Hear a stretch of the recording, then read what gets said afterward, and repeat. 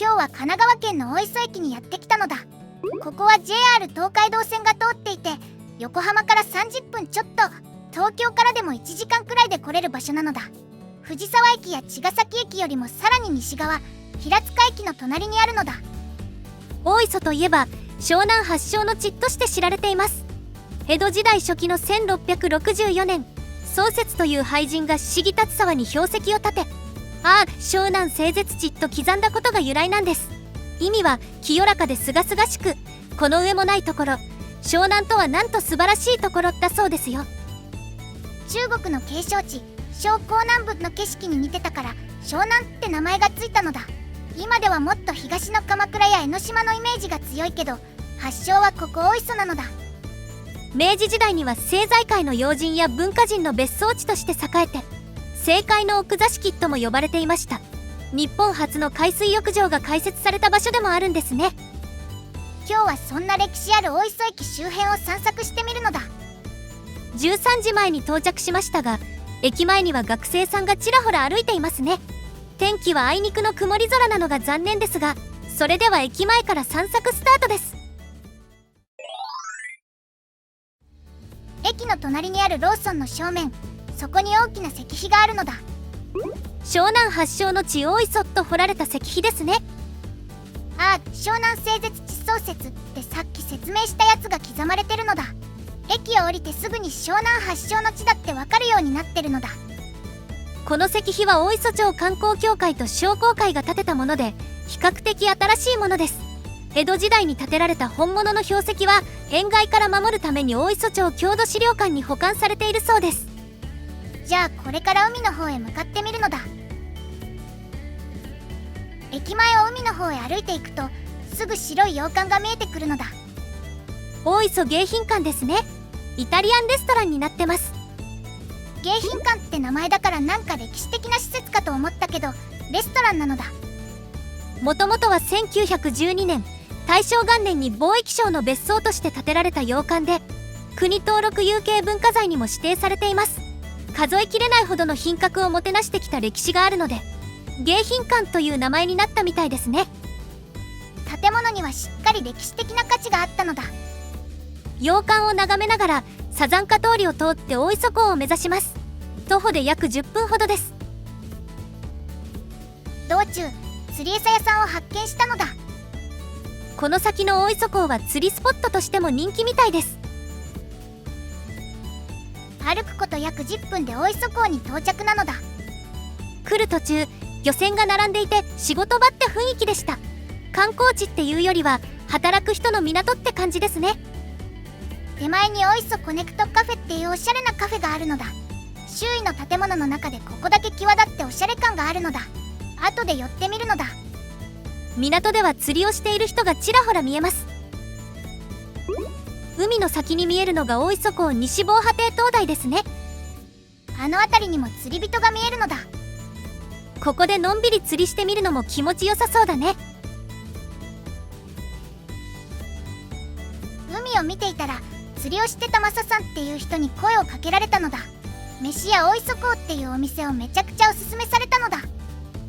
マサさんは創業時から1000回以上も通ってる大常連さんだそうです。それは気になりますね。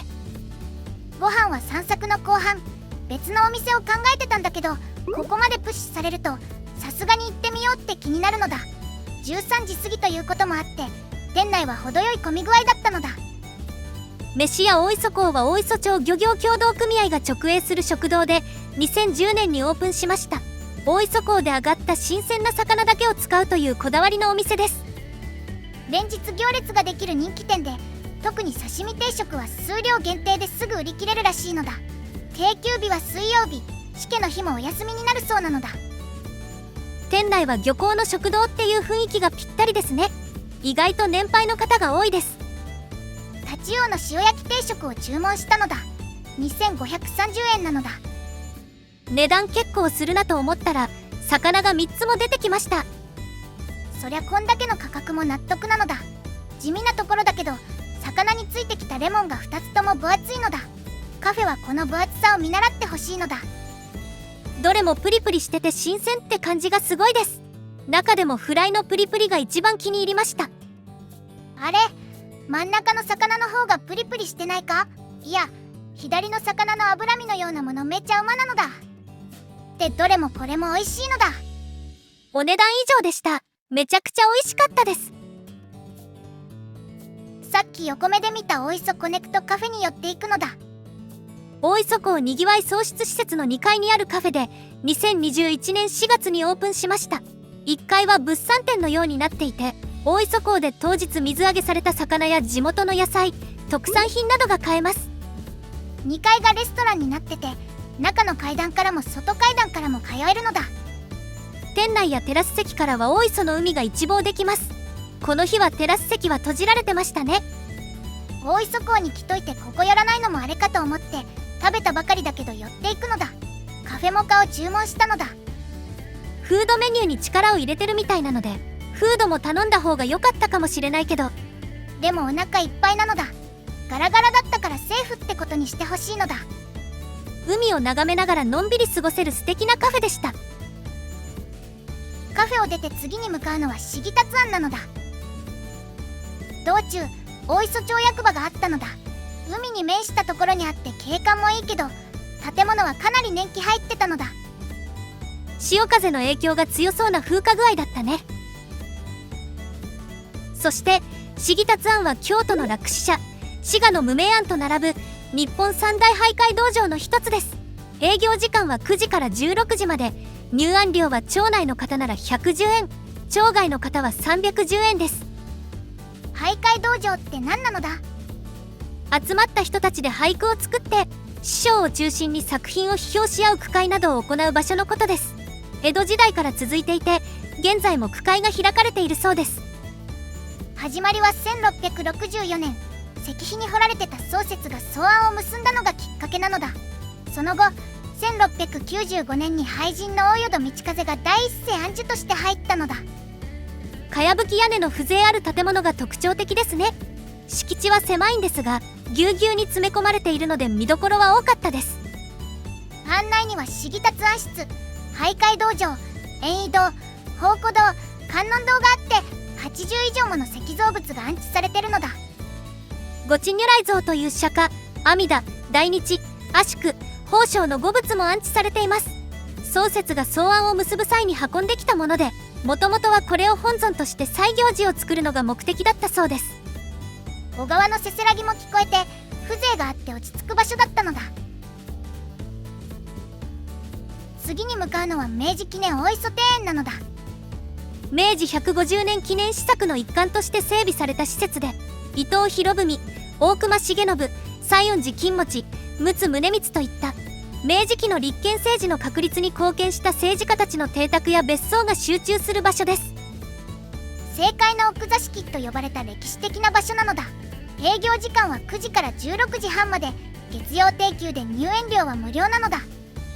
現在見学できるのは旧大隈重信別邸、旧古川別邸と陸奥宗光別邸跡、旧古川別邸の2カ所です。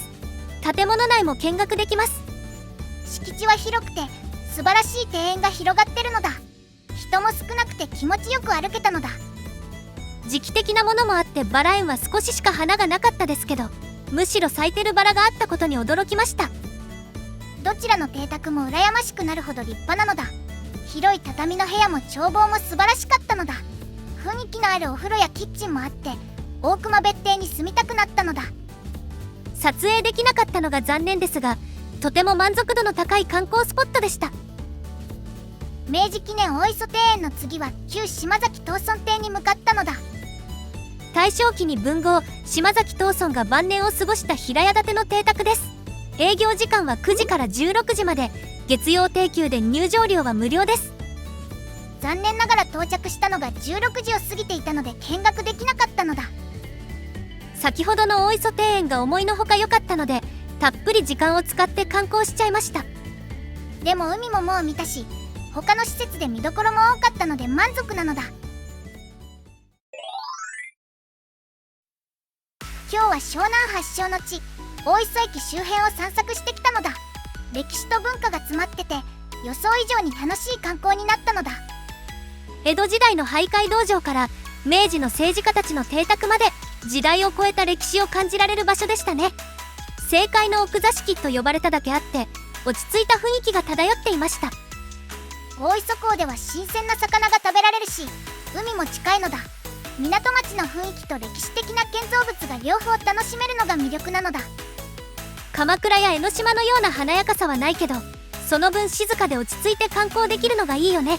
歴史好きな人にはたまらない場所だと思います。電車は東海道線で東京横浜に直通。小田原熱海方面も1本で便利なのだ。ただし東海道線が止まると移動手段が限られるので要注意ですね。というわけで今回の動画はここまで。最後までご覧いただきありがとうございました。よろしければチャンネル登録と高評価よろしくお願いしますね。動画作りの励みになるのだ。